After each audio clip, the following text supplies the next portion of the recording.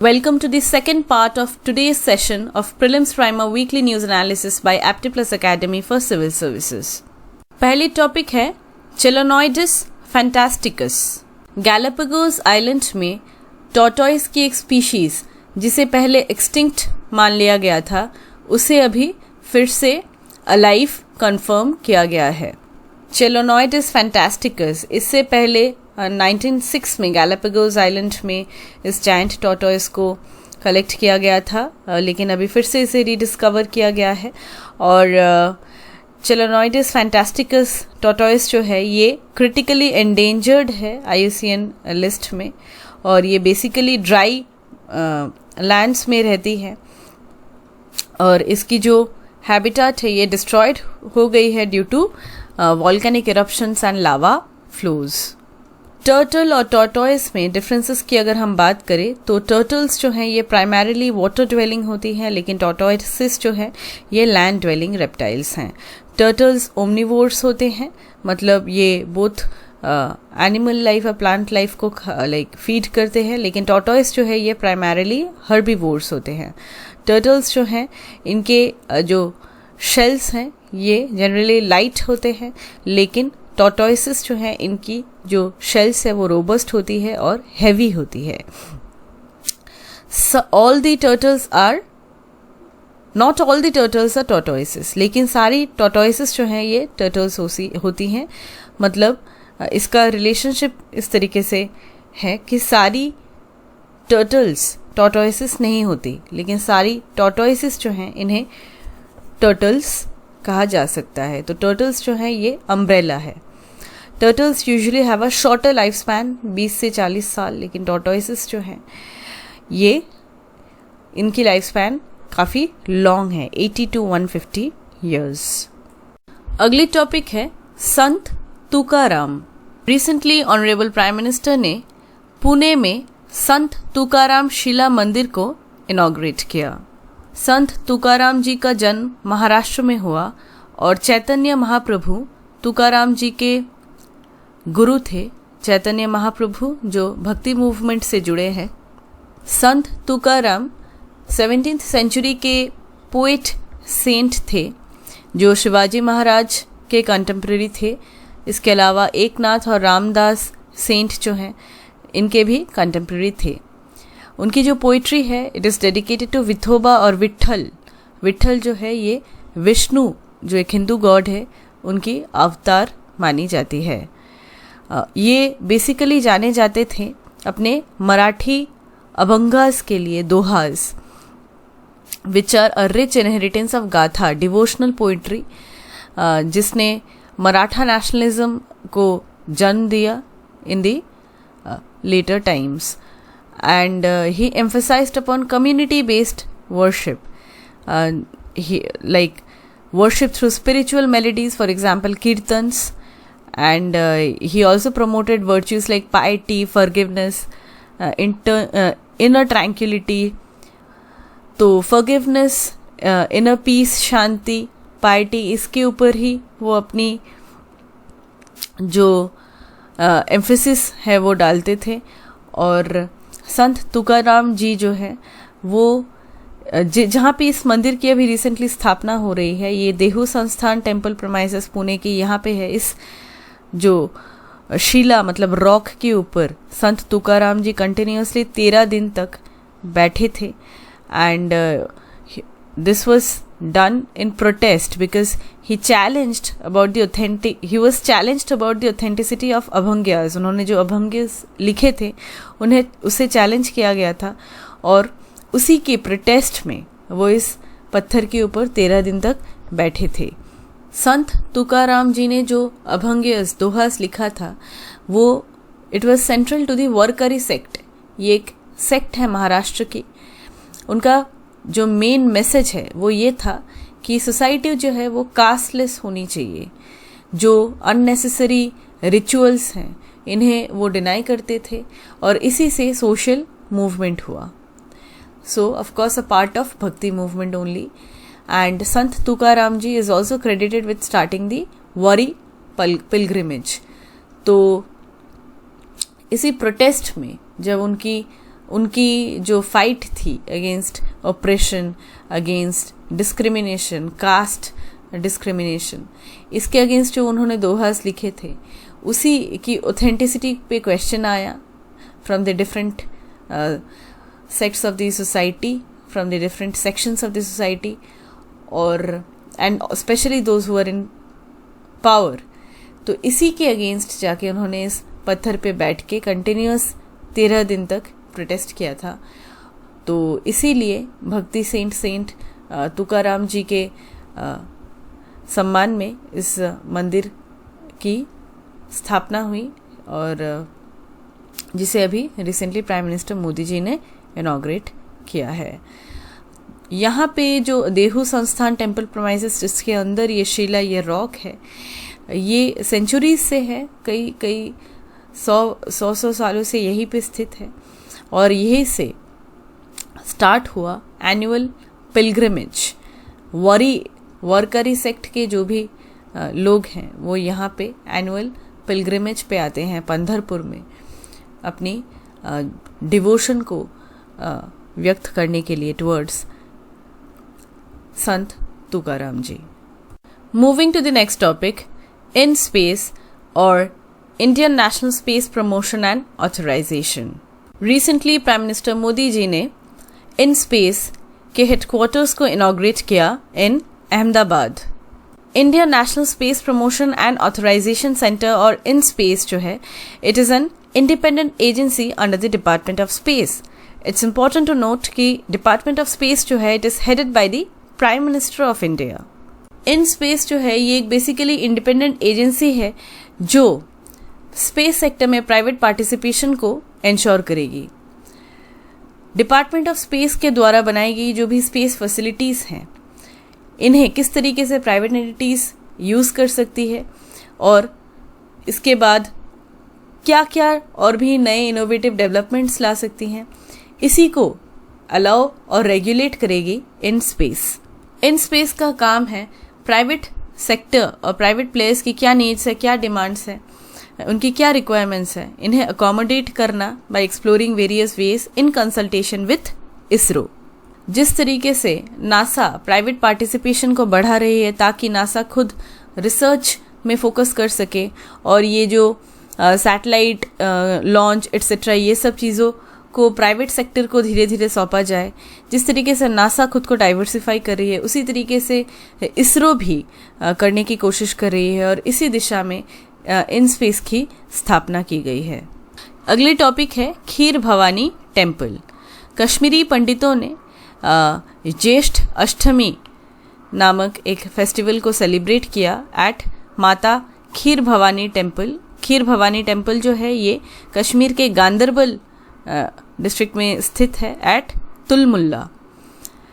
ये टेम्पल जो है Kheer Bhavani temple, it is dedicated to the goddess Ragnya Devi. Srinagar से 30 किलोमीटर दूर ये टेम्पल जो है, it is very much sacred for Kashmiri Hindus. इस टेम्पल का नाम पड़ा है kheer milk and rice pudding. Pilgrims जो है वो टेम्पल कॉम्प्लेक्स के अंदर एक स्प्रिंग है, उसमें ही खीर मिल्क राइस पुडिंग इन्हें चढ़ाते हैं as an offering to the goddess. ऐसी मान्यता है कि स्प्रिंग वाटर जो है उसकी कलर जो है वो चेंज होती रहती है from white to red and black. Kashmiri Pandit ऐसा मानते हैं कि जब स्प्रिंग वाटर का कलर ब्लैक हो जाता है then it is inauspicious and कोई डिज़ास्टर होने वाला है, इसका ये संकेत होता है। हर साल इस टेम्पल में एक फेस्टिवल होता है और इस फेस्टिवल को कहा जाता है Mela Kheer Bhavani, which is the largest gathering of Hindus in Kashmir after the annual Amarnath yatra. 1912 में खीर भवानी टेम्पल को महाराजा प्रताप सिंह ने बनाया था और लेटर ऑन महाराजा हरि सिंह ने इसे रेनोवेट किया था। ये जो श्राइन है इसमें जो स्प्रिंग है ये हेक्सागोनल शेप की है और एक छोटी सी मार्बल श्राइन है जहाँ पे जो गॉडेस है रागन्या देवी उनके आइडल को इंस्टॉल किया गया है। अगली टॉपिक है NSG या न्यूक्लियर सप्लायर्स ग्रुप। इंडिया जो है वो न्यूक्लियर सप्लायर्स ग्रुप को ज्वाइन करने की कोशिश कर रही है, but of course there are lot of political impediments. India जो है वो MTCR that is missile technology control regime, Australia group, Wassenaar arrangement, इन सब की मेंबर्स हैं। ये काफ़ी सिग्निफिकेंट है, लेकिन चाइना ने बहुत ज़्यादा अपोज करके रखा है कि इंडिया को NSG national nuclear suppliers group की मेंबरशिप नहीं मिलनी चाहिए ये कह के। और इसका रीज़न ये है क्योंकि इंडिया ने nuclear non proliferation treaty NPT को साइन नहीं किया है। तो चाइना का मानना है कि अगर इंडिया ने ये नहीं किया है तो NSG में भी इंडिया को नहीं मिलनी चाहिए मेंबरशिप। और 48 मेंबर की बॉडी है NSG न्यूक्लियर सप्लायर्स ग्रुप। इसमें वो सारी कंट्रीज़ हैं जो न्यूक्लियर टेक्नोलॉजी के ट्रेड को डील करते हैं, इसके अलावा फिसाइल मटेरियल्स के ट्रेड को डील करते हैं, और न्यूक्लियर वेपन्स जो है वो स्प्रेड ना करे, नॉन प्रोलिफरेशन हो न्यूक्लियर वेपन्स की, इसके लिए भी एक साथ मिलके काम करते हैं। 1974 में इंडिया एक नॉन न्यूक्लियर वेपन स्टेट थी, और फिर भी इंडिया ने न्यूक्लियर टेक्नोलॉजी को डेमोन्स्ट्रेट किया था थ्रू एन एक्सप्लोजन, और इसीलिए NSG that is nuclear suppliers group की स्थापना की गई। ठीक इसके बाद NSG न्यूक्लियर एक्सपोर्ट्स और न्यूक्लियर रिलेटेड एक्सपोर्ट्स से जुड़ी गाइडलाइंस को फ्रेम करती है और ये मेक श्योर करती है कि इसकी इम्प्लीमेंटेशन हो। 1994 में नॉन प्रोलिफरेशन प्रिंसिपल को अडॉप्ट किया गया बाय द NSG। इस प्रिंसिपल के तहत न्यूक्लियर वेपन्स का नॉन प्रोलिफरेशन जो है ये मैंडेटरी है, मतलब मिसयूज़ ना हो, इसीलिए न्यूक्लियर वेपन्स का स्प्रेड नहीं होना चाहिए वेरियस कंट्रीज़ में टेक्नोलॉजी का फॉर मिसयूज़। सिर्फ पीसफुल पर्पसेस के लिए ट्रेड हो सकता है। तो इंडिया कई टाइम से कोशिश कर रही है कि इसका पार्ट बने NSG का, लेकिन चाइना अपोज करता है, और India nuclear non proliferation treaty का भी पार्ट नहीं है NPT, क्योंकि इंडिया के तहत ये आसान शब्दों में कहें तो एक हिपोक्रेसी होगी, क्योंकि NPT के जो सिग्नेटरीज हैं वो वही कंट्रीज़ हैं जो न्यूक्लियर पावर को होल्ड करते हैं वर्ल्ड में, सबसे पावरफुल कंट्रीज़। तो ये काफ़ी ज़्यादा हिपोक्रेसी होगी, इसीलिए इंडिया ने nuclear non proliferation treaty NPT को साइन नहीं किया है। लेकिन इंडिया हर समय नो फर्स्ट यूज़ पॉलिसी को मानता है, जिसमें इंडिया न्यूक्लियर अटैक नहीं करेगा अगर कोई दूसरा कंट्री पहले इंडिया पे अटैक ना करे तो। लेकिन फिर भी सिग्नेटरी नहीं है, इसी का एक्सक्यूज़ देते हुए चाइना अपोज करती रहती है कि इंडिया NSG का पार्ट ना बने। इंडिया अगर NSG का पार्ट मेंबर हो जाता है तो इन दैट केस बहुत ज़्यादा सहूलियत होगी। हम पीसफुल पर्पसेस के लिए, एनर्जी प्रोड्यूस करने के लिए न्यूक्लियर जो टेक्नोलॉजी है इसका और भी बेहतर तरीके से यूज़ कर सकते हैं, और जो वेरियस डिफरेंट कंट्रीज से हम न्यूक्लियर टेक्नोलॉजी को इंडिया में ला सकते हैं। तो बहुत बेनिफिट्स होंगे इसके, इसीलिए इंडिया बहुत टाइम से कोशिश कर रही है to be a part of NSG। अगली टॉपिक है green open access rules 2022। Recently green open access rules 2022 को नोटिफाई किया गया बाय द गवर्नमेंट। क्या है ये रूल्स?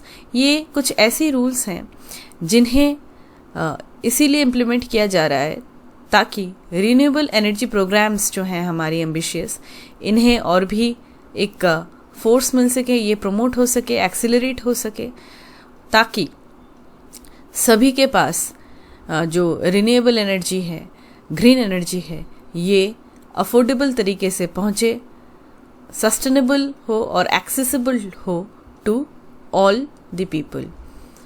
ये जो रूल्स हैं इसमें जो ग्रीन एनर्जी किस तरीके से जनरेट होगी, परचेस, इसकी कंजम्पशन होगी, including from waste to energy plants, इन सब की जो रूल्स है इसे नोटिफाई किया गया है। बेसिकली इन रूल्स के द्वारा ग्रीन पावर जो है वो अभी ओपन एक्सेस इसे मिलेगा, वॉलंटरी परचेस रिन्यूएबल एनर्जी की कर पाएगी both commercial as well as industrial consumer. Uniform banking रहेगी, मतलब रिन्यूएबल एनर्जी को परचेस करने के समय जो भी प्रोसीजर्स हैं, अप्रूवल, ये सारी ही बहुत फास्ट ट्रांसपेरेंट हो जाएगी। इसमें जो कमर्शियल कंज्यूमर है इलेक्ट्रिसिटी की, इसके अलावा जो इंडस्ट्रियल कंज्यूमर है, दोनों ही अलाउड होंगे to purchase green power, that is renewable energy से बनी जो इलेक्ट्रिसिटी है उससे परचेज करने के लिए दोनों ही एलिजिबल होंगे ऑन वॉलंटरी बेसिस। जो कैप्टिव कंज्यूमर्स हैं, मतलब जिनके पास चॉइस नहीं रहती है, बेसिकली अपनी चॉइस की सप्लायर से ऐसे कंज्यूमर्स इलेक्ट्रिसिटी को परचेज नहीं कर पाते because of technical, economical and regulation related reasons. तो इन्हें कहते हैं कैप्टिव कंज्यूमर, जो एक पर्टिकुलर डेडिकेटेड जो रीजनल सप्लायर है उसी से उन्हें लेना पड़ेगा। तो ऐसे कैप्टिव कंज्यूमर्स के केस में जो ग्रीन ओपन एक्सेस है, मतलब वो उसे नो मिनिमम लिमिटेशन दिया गया है कि वो कोई लिमिटेशन नहीं है, वो पूरी जो पावर है वो दैट इज़ इलेक्ट्रिसिटी है, वो रिन्यूएबल एनर्जी से बनी हुई जो इलेक्ट्रिसिटी है उसे वो परचेज कर पाएंगे। डिस्कॉम कंज्यूमर्स जो हैं वो डिमांड कर सकते हैं कि उन्हें ग्रीन पावर सप्लाई किया जाए। ग्रीन पावर मतलब ऐसी इलेक्ट्रिसिटी जिसे रिन्यूएबल एनर्जी के द्वारा बनाई गई हो। पहले ये नियम था कि ग्रीन ओपन एक्सेस के तहत कंज्यूमर 1 मेगावाट एनर्जी से ज़्यादा जो एनर्जी है इससे एक्सेस कर पाएंगे, लेकिन स्मॉल कंज्यूमर्स भी रिन्यूएबल पावर को परचेज कर पाए, इसको इंश्योर करने के लिए थ्रू ओपन एक्सेस, इसको इंश्योर करने के लिए लिमिट को घटाया गया है। मतलब 100 किलोवाट की ग्रीन एनर्जी को भी अगर परचेज करना चाहे कंज्यूमर तो कर सकते हैं। ओपन एक्सेस एप्लीकेशन को एक नेशनल पोर्टल के थ्रू डाला जाएगा, तो अप्रूवल प्रोसेस जो है इसमें काफ़ी ज़्यादा ट्रांसपेरेंसी रहेगी और अप्रूवल जो है इसे 15 दिन के अंदर ग्रांट कर दिया जाना चाहिए। अगर नहीं होता है तो ये ऑटोमेटिकली अप्रूव्ड माना जाएगा। तो इसमें काफ़ी ज़्यादा ट्रांसपेरेंसी मेंटेन्ड होगी। जो टैरिफ है इसकी अगर डिटर्मिनेशन की बात करें तो एक अप्रोप्रिएट कमीशन सेपरेटली बनाया जाएगा जो ग्रीन एनर्जी के टैरिफ क्या चार्जेस हैं इसे डिटरमाइन करेगी। इसमें रिन्यूएबल एनर्जी की क्या परचेज कॉस्ट थी, क्या सब्सिडी लगे हैं, इसमें सर्विस चार्ज क्या है, सब इसके अलावा डिस्ट्रीब्यूशन की क्या कॉस्ट है, सब कुछ को कंसिडर डिटरमाइन करते हुए कॉस्ट को डिटरमाइन किया जाएगा और उसके बाद ही ग्रीन एनर्जी को कंज्यूमर्स तक पहुंचाया जाएगा। इसमें जो ओवरऑल अप्रूवल प्रोसेस है इसे स्ट्रीमलाइन किया गया है ताकि ओपन एक्सेस को ग्रांट किया जा सके इन अ टाइमली मैनर और इससे जो एक प्रेडिक्टेबिलिटी बनी रहेगी, एक स्टेबिलिटी बनी रहेगी between producers and consumers. Uniformity आएगी एप्लीकेशन प्रोसीजर में और सरप्लस जो ग्रीन एनर्जी है इसकी जो बैंकिंग है, मतलब इसकी जो ट्रांजैक्शन है ये भी इंश्योर हो पाएगी बिकॉज डिस्ट्रीब्यूशन लाइसेंस जो है ये मैंडेटेड है। यहाँ पे डिफरेंट एंटिटीज़ की आरपीओ होती है, that is renewable purchase obligation. मतलब इतनी एक पर्टिकुलर जो अमाउंट ऑफ एनर्जी है उन्हें ऐसी खरीदनी पड़ेगी जिसे प्रोड्यूस किया गया है यूजिंग रिन्यूएबल सोर्सेज। तो ये जो ओब्लिगेशन है ये अभी हैफेजर्ड मैनर में है, लेकिन इस ग्रीन ओपन एक्सेस की वजह से इसमें भी एक यूनिफॉर्मिटी आएगी ओब्लिगेशन में कि एक एरिया में डिफरेंट जो डिस्ट्रीब्यूशन लाइसेंसेस है जिनके पास है सभी एंटिटीज़ की सेम ओब्लिगेशन हो रिगार्डिंग दैट इज़ आरपीओ। इसके अलावा जो कंज्यूमर्स ग्रीन पावर को कंज्यूम करेंगे उन्हें ग्रीन सर्टिफिकेट्स दिया जाएगा। इट्स इम्पॉर्टेंट टू नोट कि अगर ग्रीन एनर्जी को यूटिलाइज किया जा रहा है for the production of hydrogen या ग्रीन अमोनिया इंडस्ट्रियल सेटिंग्स में, so in that case surcharge, subsidy और एडिशनल सरचार्ज जो है वो एप्लीकेबल नहीं होगा। ग्रीन ओपन एक्सेस रूल्स काफ़ी ज़्यादा सिग्निफिकेंट है बिकॉज इंडिया ने प्लेज किया है अभी कि 2005 लेवल्स से 33 to 35% को एमिशंस को रिड्यूस करेगी इंडिया। इसके अलावा 40% installed capacity non fossil fuel से लाने का एम है 2022 के अंदर, 175 gigawatt of renewable energy generation. इसके अलावा 2.5 billion tons of carbon dioxide को ऑब्जॉर्व करना बाय एनलार्जिंग फॉरेस्ट कवर। तो ये सारी जो कमिटमेंट्स हैं इंडिया की, इन सभी को फुलफिल करने के लिए इम्पोर्टेंट है कि हम डिफरेंट इनिशिएटिव्स लाएं जिससे रिन्यूएबल सोर्सेज से एनर्जी प्रोडक्शन में बूस्ट मिले। इससे ऑटोमेटिकली पोल्यूशन कम होगा, एमिशंस कम होंगे और हमारी जो रिन्यूएबल और ग्रीन टारगेट्स हैं वो फुलफिल होंगी। कुछ और भी COP26 अभी रिसेंटली हुआ था, उसमें भी इंडिया ने कई सारी कमिटमेंट्स किए हैं। एक है 5 नेक्टर एलिमेंट्स, पंचामृत। इसमें इंडिया की क्लाइमेट एक्शन, जिसमें ये है कि 2030 तक energy capacity non fossil fuel से जनरेट की जाएगी और इसकी जो कैपेसिटी होगी ये 500 गीगावाट तक की एनर्जी को प्रोड्यूस करी जाएगी फ्रॉम नॉन फॉसिल फ्यूल्स। 2030 तक 50% ऑफ इंडिया की एनर्जी रिक्वायरमेंट जो है इसे रिन्यूएबल एनर्जी से, रिन्यूएबल सोर्सेज से लाया जाएगा। टोटल जो कार्बन एमिशंस है इसमें रिडक्शन लाया जाएगा बाई 1 बिलियन टन्स 2030 तक। इसके अलावा reduction of the carbon intensity of the economy by 45% by 2030, 2005 के लेवल के कंपैरिजन में कार्बन इंटेंसिटी जो है इसे भी रिड्यूस किया जाएगा। नेट ज़ीरो एमिशंस बाई 2070, हमने कई बार डिस्कस किया है इसे कि नेट ज़ीरो एमिशंस होंगी। नेट ज़ीरो में पूरा ज़ीरो एमिशन नहीं होता है, इसमें बेसिकली ये होता है कि हम कितना प्रोड्यूस कर रहे हैं कार्बन और उसके बाद वो कार्बन कितना फिर हम उसको रिमूव भी कर रहे हैं एटमॉस्फेयर से। अगर उसका नेट ज़ीरो आता है तो उसे कहते हैं नेट ज़ीरो एमिशन। इसके अलावा एक mantra of life, that is lifestyle for environment to combat climate change, इसे भी शेयर किया गया था इन COP26 बाई इंडिया। तो net zero carbon emitter by 2070 इसका प्लेज किया है इंडिया ने and it has announced its enhanced targets for renewable energy deployment and reduction in carbon emissions। तो इन सभी कमिटमेंट्स और प्लेजेस को मद्देनज़र रखते हुए गवर्नमेंट अभी कई सारी इनिशिएटिव्स ले रही हैं, जिसमें से ग्रीन ओपन एक्सेस रूल भी मौजूद है। इसमें कंज्यूमर्स बहुत ही ईजीली ग्रीन एनर्जी को परचेज कर पाएंगे, सभी एंटिटीज़ इनफैक्ट कर पाएंगे, स्ट्रीमलाइन हो जाएगा पूरा प्रोसेस, इंसेंटिवाइज होंगे ग्रीन एनर्जी को यूज़ करने के लिए। अगली टॉपिक है एनवायरनमेंट परफॉर्मेंस इंडेक्स। रिसेंटली 2022 के एनवायरनमेंट परफॉर्मेंस इंडेक्स को रिलीज़ किया गया। इसमें इंडिया को लास्ट रैंक दिया गया है, दैट इज़ 180। इंडेक्स के बारे में देखते हैं।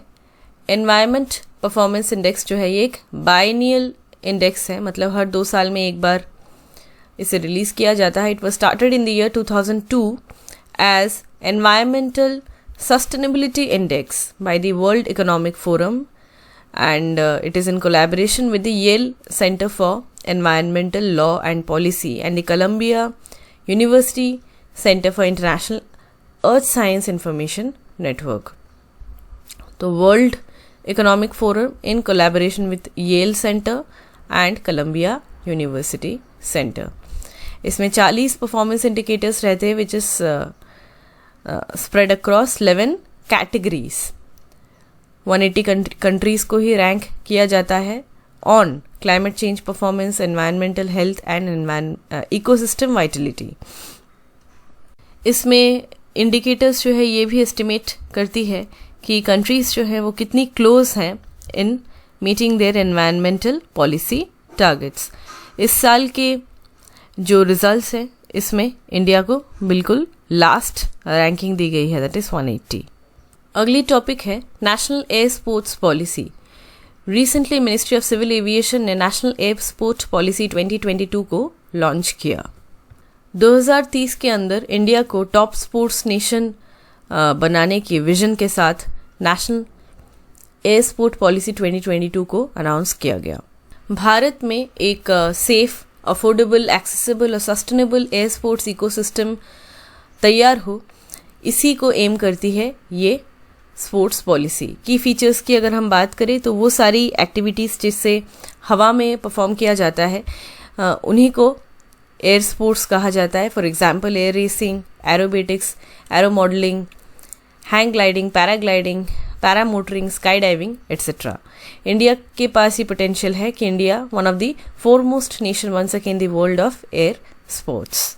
इस पॉलिसी की मेन ऑब्जेक्टिव है कि इंडिया में गुड क्वालिटी इंफ्रास्ट्रक्चर को इंश्योर करना, इक्विपमेंट्स, इंस्ट्रक्टर्स, सर्विसेज, इन सब को तैयार करना ताकि एक प्रॉपर एयर स्पोर्ट्स इकोसिस्टम बन सके। पॉलिसी में कौन कौन से एयर स्पोर्ट्स कवर होंगे यहाँ पे लिस्ट दी गई है। Aerobatics, aero modelling, model rocketry, amateur built and experimental aircraft, ballooning drones, gliding and powered gliding, hang gliding and powered hang gliding, parachuting, paragliding and paramotoring, powered aircraft, rotorcraft, ये सारे ही covered होंगे। इसके अलावा इस policy के तहत एक 4-tier governance structure को क्रिएट किया जाएगा। Air sports federation of India जो है ये हाईएस्ट गवर्निंग बॉडी होगी। National associations for individual air sports और a set of air sports, ये सारी एसोसिएशंस होंगी। रीजनल और state and union territory level units of national air sports associations होंगी और district level air sports associations होंगी। तो ये एक बहुत बड़ा स्टेप है and it will create an environment for adventure, thrill and sports in the country. It will also attract air sports enthusiasts from all over the world and promote a sports culture in the country. अगली topic है life movement. Recently prime minister Modi ji ने एक global initiative को launch किया, that is life movement. It stands for lifestyle for the environment. Life movement का जो idea था, इसे इंट्रोड्यूस किया गया था by India during the 26th United Nations climate change conference of the parties COP26 जो ग्लासगो में हुआ। कोर आइडिया क्या है? To promote an environmentally aware lifestyle that concentrates on mindful and deliberate utilisation instead of mindless and destructive consumption patterns. हमें पता है कि बहुत ज़्यादा mindless and destructive consumption patterns होते हैं कंज्यूमर्स के, जिसकी वजह से बहुत ज़्यादा वेस्ट होता है। इसके अलावा कार्बन फुटप्रिंट भी बहुत ज़्यादा होता है, एमिशंस भी ज़्यादा होते हैं। अगर हर एक इंसान, हर एक इंडिविजुअल माइंडफुल रहे अपनी एक्टिविटीज़ के रिगार्डिंग, डेलिबरेटली यूटिलाइज करे, वेस्ट्स कम प्रोड्यूस करे, रिसाइकिल, रीयूज पे और भी फोकस करे और अपने कार्बन फुटप्रिंट को लिमिट करे, सो इसी के ऊपर फोकस्ड है एनवायरमेंटली अवेयर लाइफस्टाइल। बेसिकली इस लाइफ मूवमेंट का ऑब्जेक्टिव है कि इंडिविजुअल्स को परसुएट किया जाए, उन्हें इन्फ्लुएंस किया जाए, कम्युनिटीज, ऑर्गेनाइजेशंस को इन्फ्लुएंस किया जाए across the world to adopt an environment conscious lifestyle. ये जो इनिशिएटिव है ये एक ओपन प्लेटफॉर्म है जिसमें एकेडमिक्स, यूनिवर्सिटीज़ और रिसर्च इंस्टीट्यूशंस जो हैं वो अपने आइडियाज़ और सजेशंस दे सकते हैं। अगली टॉपिक है कुटी वैली। लास्ट 52,000 ईयर्स से लगातार यांगती कुटी वैली में क्लाइमेट चेंज, क्लाइमेट वेरिएबिलिटी की वजह से ग्लेशियल एडवांसेस के कई सारे इवेंट्स को विटनेस किया गया। कुटी वैली एक हिमालयन वैली है जो उत्तराखंड के कुमाऊं डिवीजन के पिथौरागढ़ डिस्ट्रिक्ट में मौजूद है। ईस्टर्न पार्ट में है बेसिकली उत्तराखंड के, and it is the last valley before the border with Tibet. North west to south east axis में ये रन करता है। It is formed by the river Kuti Yankti जो काली रिवर की हेडवाटर है। काली रिवर जो है it forms the boundary between India and Nepal in this region. Kuti valley जो है it is mainly dominated by Byansis, जो एक तरीके के भोतिया कम्युनिटीज़ से बिलोंग करते हैं। ब्यानसीज 4 भोतिया कम्युनिटीज़ हैं, उनमें से एक है ब्यानसीज।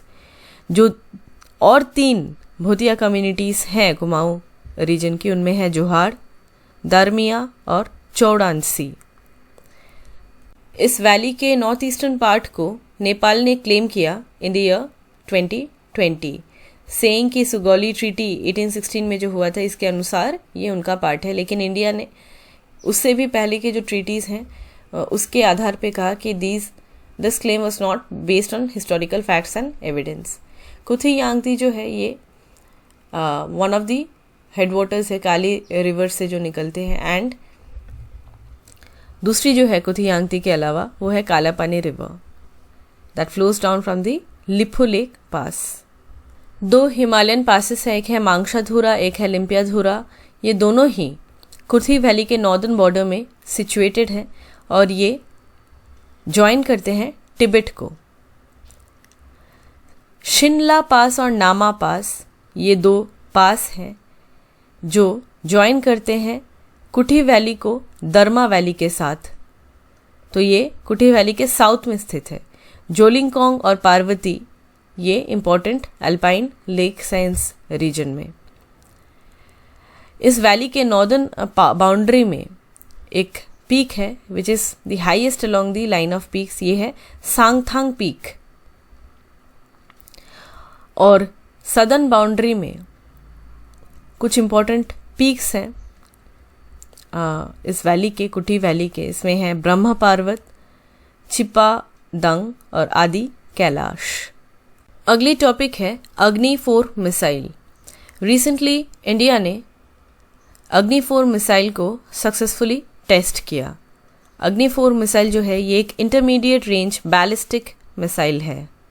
अग्नि ये एक family of intercontinental range ballistic missile है जिसे इंडिया ने डेवलप किया है। Intercontinental from one continent to another continent इससे अटैक किया जा सकता है। ये लॉन्ग रेंज है, न्यूक्लियर वेपन्स केपेबल है, इसमें न्यूक्लियर वेपन्स को इंस्टॉल किया जा सकता है।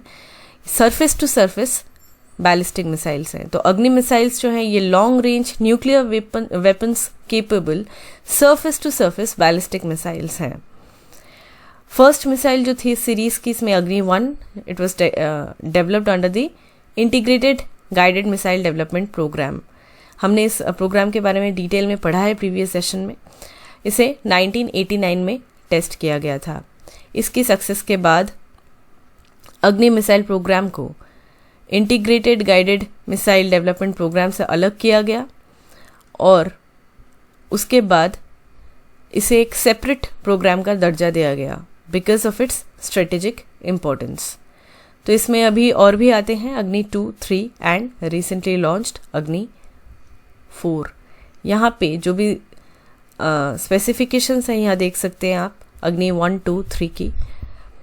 अग्नि 4 जो अभी रिसेंटली लॉन्च हुआ है, इससे पहले अग्नि 2 प्राइम कहा जाता था, अभी ये अग्नि 4 है। It is developed by DRDO। As mentioned earlier ये एक इंटरमीडिएट रेंज बैलिस्टिक मिसाइल है। तो इसका लाइट वेट है और इसके सॉलिड प्रोपल्शन 2 स्टेजेस हैं और इसकी रेंज 3500 से 4000 किलोमीटर है। It is capable of striking targets in nearly all of the mainland China, अगर हम इसे इंडिया के नॉर्थ ईस्ट पार्ट से लॉन्च करें तो। The next topic is emperor penguins. Emperor penguins की प्रोटेक्शन के लिए जो भी एफर्ट्स लिए जा रहे हैं, जो भी स्टेप्स लिए जा रहे हैं, इसे चाइना अभी ब्लॉक कर रही है। स्टेप्स क्यों लिए जा रहे हैं? क्योंकि एम्परर पेंगुइन्स जो हैं ये they are increasingly threatened by the effects of global warming. Antarctica जो है ये इनके नेचुरल हैबिटेट है और ये वर्ल्ड की लार्जेस्ट पेंगुइन्स है एम्परर पेंगुइन्स। साइंटिफिक नेम है एप्टिनोडाइटिस फॉर्स्टेरी। एम्परर पेंगुइन्स जो हैं ये सिर्फ अंटार्कटिका में पाई जाती हैं, दी वाइल्ड एम्परर पेंगुइन्स। ये पेंगुइन की सबसे लार्जेस्ट मेंबर है end of course it has black and white colouration. और ये पेंगुइन की स्पीशीज में सबसे टॉलेस्ट और हैवीएस्ट भी है, लार्जेस्ट है, टॉलेस्ट है, हैवीएस्ट है। अंटार्कटिका के जो आइस शेल्फ्स हैं वहाँ पे कोस्ट लाइन में ये मिलते हैं, लेकिन ग्लोबल वार्मिंग की वजह से आइस जो है वो अभी पिघल रहे हैं, इसीलिए इनकी सर्वाइवल पे भी क्वेश्चन मार्क आ गया है। ये फिशेस को खाते हैं, क्रुस्टेशियंस जिसमें स्क्विड, सिफेलोपोड्स ये सब खाते हैं। टेम्परेचर्स -40 डिग्री से तक की टेम्परेचर को ये इंड्योर कर पाते हैं। Wind speed 144 kilometres per hour की स्पीड को भी ये बर्ड्स सस्टेन कर पाते हैं। लेकिन सी आइस अगर सफिशिएंट नहीं है तो ये सर्वाइव नहीं कर पाते। काफ़ी स्पीड से ये ब्रीड करते हैं आइस में, ice which is attach to land. Emperor penguins जो हैं ये पानी में डीप डाइविंग कैपेबिलिटी भी है इनकी। अप्रॉक्सीमेटली 550 मीटर्स मतलब 1800 फीट तक पानी के नीचे ये जा सकती है in search of food. They are the world's deepest diving birds too. इनकी कई सारी अडेप्टेशंस हैं। फॉर एग्जाम्पल ऐसी टेम्परेचर्स में रहने के लिए और इतनी डीप पानी में जाती हैं और फिर ये इतनी हाई ऑल्टीट्यूड में भी रहती हैं। इन सब के लिए जो अडेप्टेशंस हैं इसमें मौजूद है अनयूजुअल स्ट्रक्चर्ड हीमोग्लोबिन। ऐसी स्ट्रक्चर इसकी हीमोग्लोबिन की जो अलाउ करती है to function at low oxygen levels.